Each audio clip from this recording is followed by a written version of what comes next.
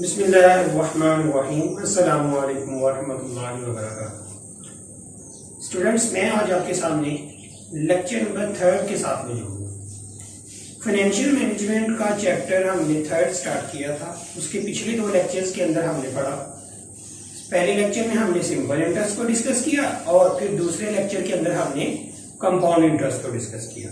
आज हम इसका तीसरा टॉपिक एन्युटी जो है उसे डिस्कस करेंगे। देखिए, एन्युटी और कंपाउंड इंटरेस्ट में फर्क ये है, जो कंपाउंड इंटरेस्ट है वो सिंगल अमाउंट के ऊपर कैलकुलेट किया जाता है, जबकि जो एन्युटी है ये एक सीरीज ऑफ पेमेंट है जो कि एक जैसे टाइम फ्रेम एक इंटरेस्ट पर कैलकुलेट की जाती है और इसके अंदर पेमेंट का होना कंसेक्टिव होना लाजमन है, यानी पीरियड के दरमियान में जो डिफरेंस है वो एक जैसा होना चाहिए।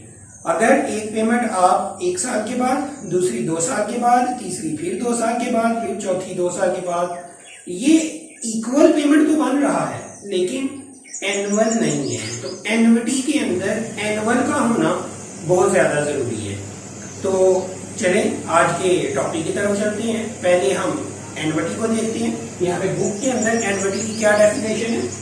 A series of equal, ये जरा गौर करेंगे आप, a series of equal payments are receipts occurring over a specific number of period, यानी एक specific number of period के ऊपर जो इक्वल पेमेंट्स हैं या receipts हैं वो ऑकर होंगी।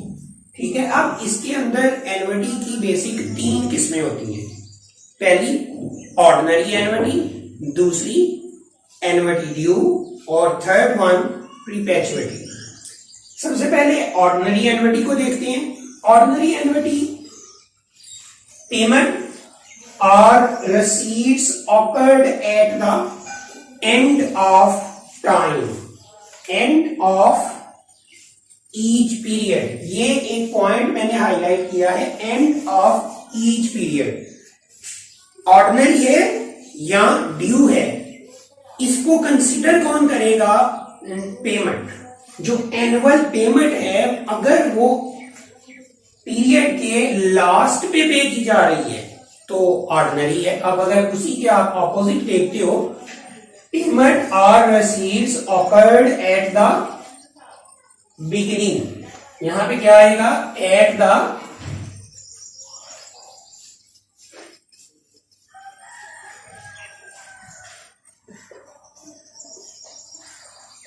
end of payment occurred at the beginning of each period, at the beginning of, ये जरा गौर कर ले, सिर्फ एक वर्ड का डिफरेंस है, बाकी सारी की सारी डेफिनेशन कॉपी पेस्ट है।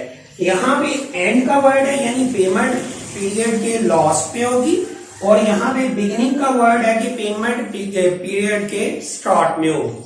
यानी अब ये पेमेंट डिसाइड करती है कि ये एन्युटी ऑर्डिनरी है, ड्यू है या फिर परपेचुइटी। अब चलो तीसरी किस्म भी पढ़ देते हैं। An ordinary annuity whose payment और रसीट्स कंटिन्यूअस फॉरएवर, यानी यहां पे पेमेंट क्या कह रही है, वहां पे पेमेंट कह रही थी मैं शुरू में आऊंगी, मैं लास्ट पे आऊंगी, लास्ट पे आऊंगी तो ऑर्डिनरी कहलाऊंगी और शुरू में आऊंगी तो एन्युटी ड्यू कहलाऊंगी। लेकिन अगर पेमेंट फॉर एवर हो, यानी टाइम ही नहीं है उसके अंदर कि कब ये पेमेंट खत्म होगी, वहां पे स्पेसिफिक नंबर ऑफ ईयर मौजूद होगा कि आफ्टर 5 ईयर तक, 2 ईयर तक, 3 ईयर्स तक, लेकिन यहां पे वो पेमेंट के जो टाइम फ्रेम है उसका कोई दौरानिया नहीं होगा।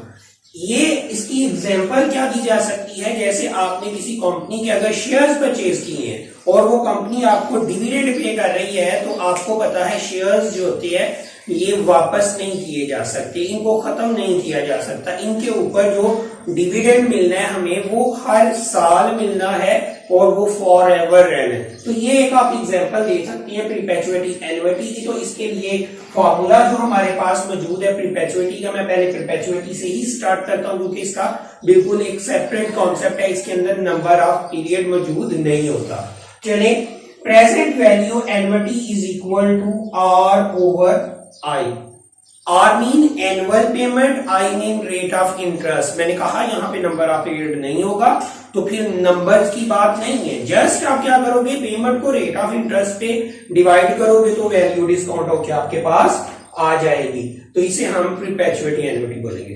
तो चले फिर हम जो हमारे पास ये ऑर्डिनरी और ड्यू है उनके फॉर्मूलाज की तरफ चलते हैं। तो जैसे पहले हमने कंपाउंड इंटरेस्ट के अंदर टेबल नंबर 1 और 2 यूज किया था, अब जब एन्युटी ड्यू ये एन्युटी की बात होगी तो इसके लिए टेबल नंबर 3 और टेबल नंबर 4 जो बुक के पीछे आपके पास एक फैक्टर कैलकुलेटेड मौजूद है, उन टेबल्स को हम यहाँ पे यूज कर सकते हैं, नहीं तो कैलकुलेटर की मदद से भी हम वो फैक्टर खुद भी कैलकुलेट कर सकते हैं। तो सबसे पहले फ्यूचर वैल्यू है, future value is equal to annual payment 1 plus I raise to power n minus 1 divided by n। करना क्या होगा, सबसे पहले आप 1 उसमें ऐड करोगे रेट ऑफ इंटरेस्ट, देन उसकी पावर लेंगे जो भी नंबर ऑफ पीरियड होगा, फिर उसमें से माइनस करेंगे 1 और फिर दोबारा रेट ऑफ इंटरेस्ट से डिवाइड करेंगे। तो कैलकुलेटेड, इस कैलकुलेटर की मदद से आप फैक्टर को कैलकुलेट करोगे, फिर उस फैक्टर को आप एनुअल पेमेंट से मल्टीप्लाई करें तो आपकी फ्यूचर वैल्यू आ जाएगी। इधर आपके लिए आसानी है टेबल के अंदर, यहाँ पे वो जो फैक्टर आप इस फार्मूला की मदद से कैलकुलेट कर रहे हो, जस्ट आपने उस टेबल को रीड करना आना चाहिए कि कितना आपका रेट ऑफ इंटरेस्ट है और उसके साथ ही यहाँ पे n लिखा होगा और नंबर ऑफ पीरियड जो है वो काउंट किए होंगे। उसी कॉलम के अंदर आपने जाना है उस परसेंटेज के अंदर, और ये वाला नंबर यानी 10 है, 20 है, 5 है, 7 है, उस नंबर पे जो वैल्यू होगी वो इस तरह कैलकुलेट करके वो फैक्टर वहां पे उन्होंने उस टेबल के अंदर लिखे हो। आप जस्ट वहां से वो टेबल में से वो वैल्यू पिक करोगे और एनुअल पेमेंट से मल्टीप्लाई करेंगे तो आपकी फ्यूचर वैल्यू आ जाएगी। चलें अब चलते हैं इसी तरह प्रेजेंट वैल्यू के तरफ। ये मैं पीछे कॉन्सेप्ट क्लियर करवा चुका हूँ कि फ्यूचर और प्रेजेंट में फर्क कैसे किया जा सकता है। तो यहाँ पे बेसिकली बच्चा कंफ्यूजन में ही इसी पॉइंट से आता है कि वो इंग्लिश को समझ नहीं पाता कि किस तरीके से टीचर ने वो बुक ने या एग्जामिनर ने क्वेश्चन को डिजाइन किया हुआ है। तो आपने यहाँ पे बड़ा टेक्निकल तरीके से, जिन बच्चों की इंग्लिश अच्छी है ना तो वो आसानी से भी कर लेती हैं, लेकिन जिन बच्चों की थोड़ी इंग्लिश वीक है उन बच्चों को भी कुछ टेक्निक्स क्वेश्चंस के अंदर मैं बताते जाऊंगा। आप लोगों ने उसी से देख लेना कि ये एन्युटी है, ऑर्डिनरी है, ड्यू है, फ्यूचर में लूम करना या प्रेजेंट में लूम करना। और समटाइम वो क्वेश्चन में खुद ही बोल देता है कैलकुलेट फ्यूचर वैल्यू और प्रेजेंट वैल्यू। तो यहाँ पे प्रेजेंट वैल्यू का फॉर्मूला मेरे पास यहाँ पे मौजूद है। Present value annuity is equal to simple वही फार्मूला है लेकिन चेंज हो जाएगा, जो फैक्टर कैलकुलेशन है उसमें थोड़ी सी तब्दीली आएगी। 1 minus 1 over 1 plus I raise to power n divided by I. अब आपने करना क्या है, सबसे पहले 1 प्लस आई करना है, फिर उसकी पावर लेनी है n, फिर 1 को डिवाइड करना है इसके आंसर से, फिर जो आंसर आएगा 1 में से वो आंसर माइनस करेंगे, यानी 1 minus answer and then divided by rate of interest. तो आपके पास ये कैलकुलेट फैक्टर आ जाएगा, उसे एनुअल पेमेंट से मल्टीप्लाई करेंगे, फ्यूचर वैल्यू आ जाएगी। इधर सिंपली जैसे ऊपर था सेम सिचुएशन वही है, जस्ट टेबल नंबर चेंज हो जाएगा। आप जो फैक्टर है वो रेट ऑफ इंटरेस्ट उस कॉलम में जाएंगे और उसी नंबर से वो फैक्टर उस नंबर पे जो वैल्यू लिखी होगी जो आपका नंबर ऑफ पीरियड है उस वैल्यू को उठाएंगे और सिंपली एनुअल पेमेंट से मल्टीप्लाई करेंगे तो आपकी फ्यूचर वैल्यू आ जाएगी। तो ये बच्चों आपके फॉर्मूलाज थे ऑर्डिनरी एन्युटी के। तो चलिए एन्युटी ड्यू को मैंने इसलिए नहीं लिखा क्योंकि मैं उस चाहता था कि सामने आपके लिख के ना वो एन्युटी ड्यू, तो फिर मैं उसे एक्सप्लेन करूं। तो ये मैं यहाँ पे एन्युटी ड्यू के फॉर्मूला से लिख देता हूं। सबसे पहले मैं लिखूंगा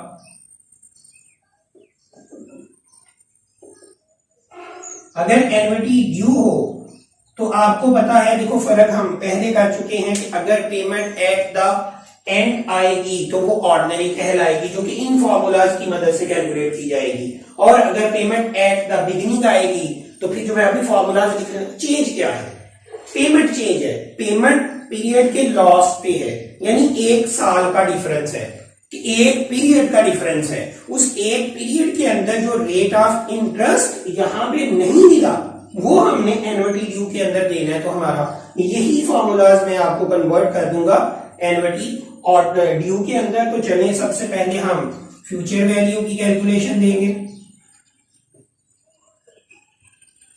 फ्यूचर वैल्यू की कैलकुलेशन के लिए हमारे पास फॉर्मूला सेम देखिएगा, मैं बिल्कुल कॉपी करूंगा। Future value is equal to are into ये पूरा फॉर्मूला हुई 1 plus I raise to power n minus 1 divided by I. यहां पे जस्ट आपने एक फैक्टर यानी एक रेट ज्यादा, यानी जब ये फैक्टर जैसे ऊपर कैलकुलेट किया था कर लो, उसी फैक्टर को 1 प्लस आई से एक दफा मजीद मल्टीप्लाई करो, तो फिर आपका वो फैक्टर तब्दील हो जाएगा किसमें, एनवर्टी ड्यू के अंदर।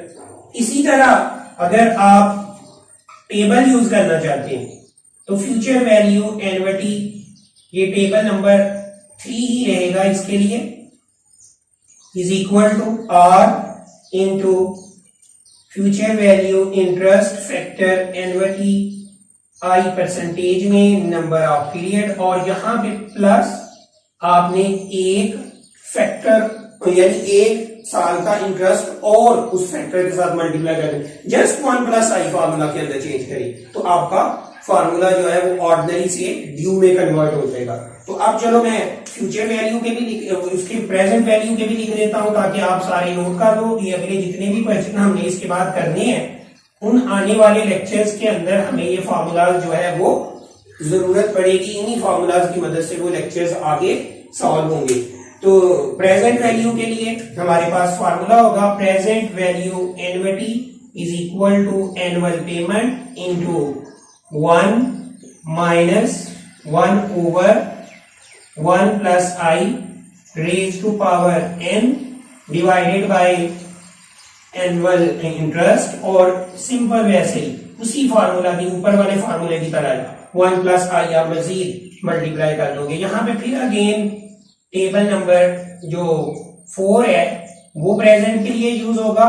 तो आप प्रेजेंट वैल्यू एनवर्टी को जब कैलकुलेट करोगे तो annual payment into present value interest factor annuity rate of interest number of period करने के बाद जस्ट वही 1 प्लस आई। तो आपको याद रखना बड़ा आसान है कि 1 प्लस आई अगर हम ऑर्डिनरी के फार्मूला के साथ जो फैक्टर कैलकुलेट किया है उसके साथ अगर मल्टीप्लाई कर देते हैं तो फार्मूला जो है वो तब्दील हो जाएगा एनवर्टी ड्यू के अंदर। तो ये देख लें आपके सामने आज के लेक्चर के अंदर हमने जो इसका मोस्ट इंपॉर्टेंट टॉपिक था इस chapter time value of money का वो हमने कवर किया, जिसमें हमने पहले एनवर्टी की डेफिनेशन देखी, फिर उसकी जो टाइम स्कीम थी ऑर्डिनरी, ड्यू और परपेचुइटी, और फिर हमने ऑर्डिनरी के दोनों फार्मूलाज प्रेजेंट और फ्यूचर वैल्यूज, फिर ड्यू के दोनों फार्मूलाज प्रेजेंट और फ्यूचर फार्मूलाज डिस्कस किए। मैं उम्मीद करता हूं कि ये आपको लेक्चर जो है इसकी समझ आई होगी। अगर मजीद आप चाहते हो कि हमें ऐसे लेक्चर्स मिलते रहें तो आपको करना सिर्फ इतना है कि अदील शहजाद यूट्यूब चैनल को सब्सक्राइब करना है ताकि हर नए आने वाले वीडियो की जो नोटिफिकेशन है वो आपको मिलती रहे। आपको करना ये चाहिए कि आपके जितने दोस्त अहबाब हैं जिन लोगों के लिए ये लेक्चर जो है वो अहमियत रखते हैं या वो अभी पेपर की तैयारी कर रहे हैं तो उनकी मदद हो सकती है, तो आप उन लोगों तक ये लिंक शेयर करें, उन्हें बताएं कि इसके ऊपर ये आपके लिए लेक्चर्स आ रहे हैं और वो बच्चे भी इस चैनल को सब्सक्राइब करें। तो जितने ज्यादा जो आपके दोस्त अहबाब हैं जिनको आप जानते हो, आपके स्टूडेंट क्लास फेलोज हैं, उन तक ये चैनल पहुंचाएं ताकि ज्यादा से ज्यादा स्टूडेंट्स की जो है वो इससे मुस्तफीद हो सकें। और मजीद जो आप टॉपिक चाहते हैं, जिस भी टॉपिक पे आपको लेक्चर चाहिए, डिस्क्रिप्शन के अंदर मेरा नंबर और ईमेल आईडी भी मौजूद है, आप मुझसे फ्रीली कांटेक्ट कर सकते हैं, बता सकते हैं। इंशाअल्लाह ताला मैं जल्द उस टॉपिक के ऊपर लेक्चर बना के अपलोड करूंगा। तो नेक्स्ट लेक्चर के अंदर अब हमने इसके तीनों कॉन्सेप्ट पढ़नी है। नेक्स्ट के अंदर हम उनकी जो पीछे बुक के प्रैक्टिकल प्रॉब्लम्स दी हुई हैं उन प्रॉब्लम्स को सॉल्व करेंगे। तो तब तक के लिए इजाजत दें, अल्लाह हाफिज।